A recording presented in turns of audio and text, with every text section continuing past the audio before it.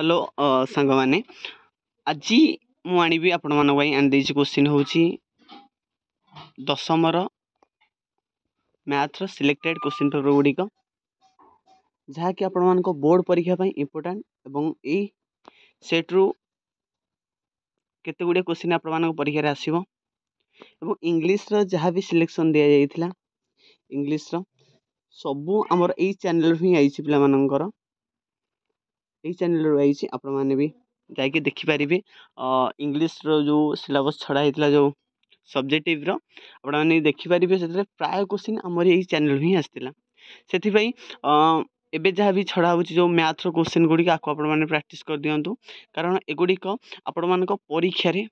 देखा मिल 100% ये क्वेश्चन गुड़िक आपण मान परीक्षा देखा मिल आशा कै देखा मिल जमी देखु आम फास्ट क्वेश्चन को जा फास्ट क्वेश्चन कौन कहूँ ना गोटे वज्रग्रहण देला एग्जामिनर जी एग्जाम कंडक्ट करुँच तार बेस्ट क्वेश्चन होगा जदि परीक्षा पढ़ुची 1B अपसारण हो वज्रग्रहण हो कि प्रतिकल्पन हो ये तीनटा भर गोटे क्वेश्चन प्रत्येक वर्ष पढ़ुची आपको आपण मैंने प्रैक्टिस करदे आउ कौन पकाऊँ ना आउ गोटे कथा पकाऊँ कौन ना 1C मैंने देखते 1C chapter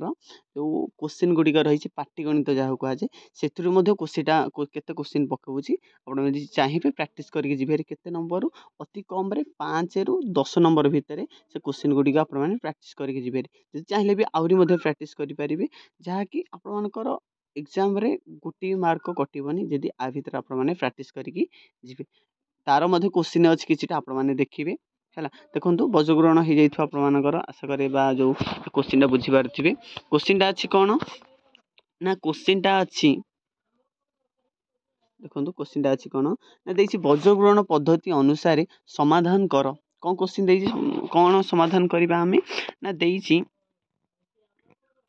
11x plus 15y plus 23 आउ तार अलग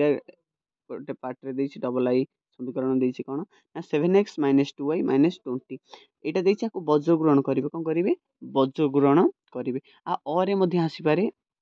क्वेश्चन गुड़ी अपसारण पकई पारे कि 1C क्वेश्चन गुड़ी पकई पारे जमी पकई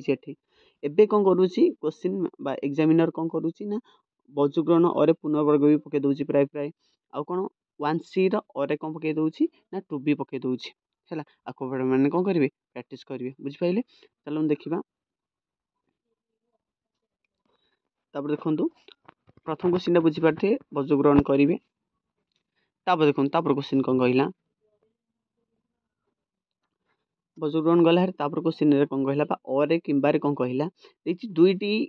संख्यार जोगफल 25 और से व्युत्क्रम राशि जोगफल 1/4 हेले संख्या द्वय निरूपण करने आइला हारी 1C क्वेश्चन आइला हारी आपको मैंने कौन करेंगे प्रैक्टिस करेंगे बुझिपारे क्वेश्चन जगह चलते ये आइला हारी पुनर्वर्ग कौन पकड़ा ना 12x² प्लस x - 6 आपण पुनर्वर्ग आसूा दरकार आशा करें आपको आसूब जदि न आसे कहे गोटे सिलेक्टेड क्लास करदे पुनर्वर्ग उपर अपसारण उपर 1C उपर सब सिलेक्टेड क्लास करदे आपण मानक आसो है पूरा सिंपल गोटे ढांचार कले आराम से है किंबार कौन 1B एक डंगार स्थिर जल घंटा प्रति बेग अच्छी 8 किलोमीटर और घंटार स्रोतर प्रतिकूल बेग आउ अनुकूल बेग देती प्रतिकूल बेग देती समय लगुच 5 घंटा हेले स्रोतर घंटा प्रति बेग कौन पचार आपको मैंने करेंगे तापर देती कौन ना 2 नंबर देखूँ मुझे अति कम 25टा क्वेश्चन आनी अति कम 25टा क्वेश्चन माने थोड़े खाली प्रैक्टिस करके जी मैंने परीक्षा आसवाटा थय गोटे भी क्वेश्चन बाहर पड़ोनी आपर आहरी मुझे 2टा सेट आणुची जो गणित उपरे ताकू प्रैक्टिस करके जी भारी गोटे भी क्वेश्चन ग्यारंटी कहूँ गोटे भी क्वेश्चन बाहर आसबनी सब ये क्लास ही आसो जदि आपण आंसर दरकार कमेंट बॉक्स कमेंट करी आंसर अपलोड करी ना ये क्वेश्चन गुड़ी को देखिए आपने प्रैक्टिस करूँ बुझिपारे देखो किंबार गोटे क्वेश्चन कौन देती ना निम्नोक्त अनुक्रम n संख्यक पदर जोगफल दी 4 × 7 आउ 4 × 7 plus 8 ଗୁଣନ 11 plus 12 into 15 plus dot dot dot ତାକୁ ଦେଇଛି ଆପଣମାନେ n ସଂଖ୍ୟକ ପଦର ଯୋଗଫଳ ବାହାର କରିବେ। ବିରେ ଦେଇଛି କ'ଣ ନା 2ଟି ଲୁଡ଼ୁ ଗୋଟିକୁ ଏକାଥରକେ ଗଡ଼ାଇଲେ ଲୁଡ଼ୁ ଗୋଟିର ଉପରେ ଦେଖାଯାଉଥିବା ସଂଖ୍ୟା ଦ୍ୱୟର ଯୋଗଫଳ 4 ଠାରୁ ବୃହତ୍ତମ କିମ୍ବା 4 ଠାରୁ କ୍ଷୁଦ୍ରତମ ହେବାର ସମ୍ଭାବନା। ଆଉ ଗୋଟେ ସିଲେକ୍ଟେଡ୍ ଚାପ୍ଟର କ'ଣ ଯେଉଁ ଆମର ସମ୍ଭାବ୍ୟତାରେ ଅଛି 4Bର ଆପଣମାନେ 14 ନମ୍ବର ଆଉ 13 ନମ୍ବର ପଢ଼ିକି ଗଲେ ହେରି ମଧ୍ୟ ଆରାମସେ କରିପାରିବେ। ସମ୍ଭାବ୍ୟତା ଗୋଟେ କ୍ୱେଶ୍ଚିନ୍ ପ୍ରତ୍ୟେକ ବର୍ଷ ପକାଉଛି ଆପଣମାନେ କରିପାରିବେ ହେଲା। ତାପରେ କ୍ୱେଶ୍ଚିନ୍କେ ଚାଲନ୍ତୁ। ତାପରେ କ୍ୱେଶ୍ଚିନ୍ କହିଲା କ'ଣ ଦେଖନ୍ତୁ। ତାପରେ କ୍ୱେଶ୍ଚିନ୍ କହିଲା କ'ଣ ଏଇଟା ହେଉଛି ଯେଉଁ ଲାଷ୍ଟ ଚାପ୍ଟର ଆସିଲା ହାରି ଦେଇଛି ଏକ୍ସ ଏର ମାନ x1 y1 ବିର ମାନ x2 y2 ଆଉ ସିର ମାନ x3 y3 ହେଲେ ତ୍ରିଭୁଜର 3ଟି ଶୀର୍ଷବିନ୍ଦୁ ପ୍ରମାଣ କର କିମ୍ବା ଦେଇଛି ଆର ଫରକ୍ରାନ୍ତରେ କ'ଣ କ'ଣ ପ୍ରମାଣ କରିବାକୁ ଦେଇଛି x1 plus x2 plus x3/3 y1 plus y2 plus y3/3 ଆଉ କ'ଣ କରିବାକୁ ଦେଇଛି ଆପଣମାନଙ୍କୁ ପ୍ରମାଣ କରିବାକୁ ଦେଇଛି। ତାପରେ ନେକ୍ସଟ କ୍ୱେଶ୍ଚିନ୍କୁ ଚାଲନ୍ତୁ। ନେକ୍ସଟ କ୍ୱେଶ୍ଚିନ୍ କ'ଣ କହିଲା ନେକ୍ସଟ କ୍ୱେଶ୍ଚିନ୍ କହିଲା ସେମାନେ ଦେଖନ୍ତୁ ଏଥିରେ ଆଇଲା ହାରି ମଧ୍ୟମ ନିର୍ଣ୍ଣୟ କରିବାକୁ କ'ଣ କରାହେବ ନା ମଧ୍ୟମ ନିର୍ଣ୍ଣୟ କରାହେବ। ଆସିବ ଆପଣମାନଙ୍କୁ ମଧ୍ୟ ନିର୍ଣ୍ଣୟ କରିବା ଯଦି ନ ଆସି ଆପଣମାନେ ଶୀଘ୍ର ପ୍ରାକ୍ଟିସ୍ କରନ୍ତୁ। ମଧ୍ୟମ ଆଉ ମାଧ୍ୟମରୁ ଗୋଟେ କ୍ୱେଶ୍ଚିନ୍ ପକେଇବା ଆ ଭିତରୁ ଗୋଟେ କ୍ୱେଶ୍ଚିନ୍ ହେଲା ଆପଣମାନେ ଯେମିତି ହେଲେ ପ୍ରାକ୍ଟିସ୍ କରିବେ। ମଧ୍ୟମାର ଅରେ ଆସିବ ସୋପାନ ବିଚ୍ୟୁତି ମନେ ରଖନ୍ତୁ ମଧ୍ୟମା ଅରେ ସୋପାନ ବିଚ୍ୟୁତି କ୍ୱେଶ୍ଚିନ୍ ଗୁଡ଼ିକ ଆସିବ ହେରି ତାକୁ ଆପଣମାନେ କ'ଣ କରିବେ ପ୍ରାକ୍ଟିସ୍ କରିବେ। ଏଇଟା ପରୀକ୍ଷାରେ ଆଉଛି ହେଲେ ଏ ଦୁଇଟା କ୍ୱେଶ୍ଚିନ୍ ଦେଖିଦିଅନ୍ତୁ ଭଲ ଭାବରେ ବୁଝିପାରିଲେ। ତ ନେକ୍ସଟ କ୍ୱେଶ୍ଚିନ୍କୁ ଚାଲନ୍ତୁ। ବି ନମ୍ବରରେ କହିଲା ଦେଇଛି ପ୍ରମାଣ କର ଯେ ତ୍ରିଭୁଜର 3 କୋଣ ଆଇଲା ହାରି ଆମର ଯେଉଁ ଜୋମେଟ୍ରି କ୍ୱେଶ୍ଚିନ୍ ଗୁଡ଼ିକ ଆସିଲା ହାରି କୋଣର ସର୍ବସମ ତ୍ରିଭୁଜ ସଦୃଶ ହୁଅନ୍ତି ଆକୁ ଦେଖିବେ। ନହେଲେ ଏଇଟା ଉପବାଦ୍ୟ ଦେଲା ଏଇଟା ଉପବାଦ୍ୟ ଏଇଟା ମଧ୍ୟ ତା ଅରେ ଦେଇଛି ଉପବାଦ୍ୟ ଏଇଟା ବୋଧେ 15 ଅଧେ। ପ୍ରମାଣ କର ଯେ ବୃତ୍ତର ବହିସ୍ଥ କୌଣସି ଏକ ବିନ୍ଦୁ P ଦେଇ ବୃତ୍ତର ପ୍ରତି ଏକ ସ୍ପର୍ଶକ ଖଣ୍ଡ ପିଟିରେ ଏକ ଛେଦକ PAB ଅଙ୍କିତ ହେଲେ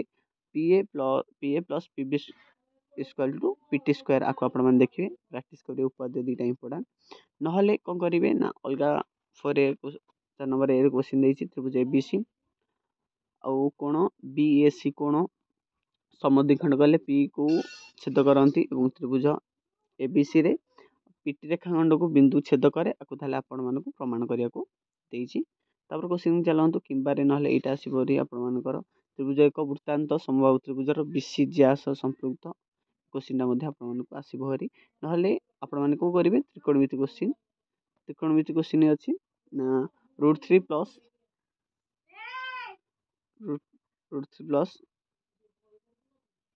ଏଟା କ'ଣ ହେଲା ହାରି ହଉ ଅଛି √3 ପ୍ଲସ୍ cot 50 ଆଉ cot 80 equal to √3 cot 50 into tan 80 degree କିମ୍ବା ଏଇଟା କରିବେ। ନହେଲେ ସିମ୍ପଲ୍ ଭାବରେ ଆପଣମାନେ ଏଇଟା ପ୍ରାକ୍ଟିସ୍ କରିକି ଯିବେ ହେରି ଆକୁ ଆପଣଙ୍କୁ କରିବାକୁ ଟିକେ ଟଫ୍ ପଡ଼ିବ ତଥାପି କରିବେ। ଗୋଟେ ପାହାଡ଼ର ଶୀର୍ଷର ପାଦଦେଶର ସହ ସମତଳ 50 ସେମି ସ୍ତମ୍ଭ ଅଛି ଏବଂ ପାଦଦେଶରେ କୌଣିକ କୋଣର ପରିମାଣ 30 ଡିଗ୍ରୀ 60 ଡିଗ୍ରୀ ହେଲେ ପାହାଡ଼ର ନିରୂପଣ କରିବାକୁ ଦେଇଛି ଆପଣମାନଙ୍କୁ ଦେଖିବେ ହେଲା। କ'ଣ ଆକୁ ପ୍ରାକ୍ଟିସ୍ କରିବେ ଆଉ କ'ଣ କରିବେ ନା ଏ କ୍ୱେଶ୍ଚିନ୍ଟା ରହିଲା ଏଇଟା ରହିଲା ହେରି ପରିମିତିରେ ବୋଧେ ହେଇଲା ପରିମିତି କ୍ୱେଶ୍ଚିନ୍ ଗୁଡ଼ିକ କ'ଣ ଦେଇଛି ନା ଦେଖନ୍ତୁ ଭଲ ଭାବରେ ଆଉ ଆପଣମାନେ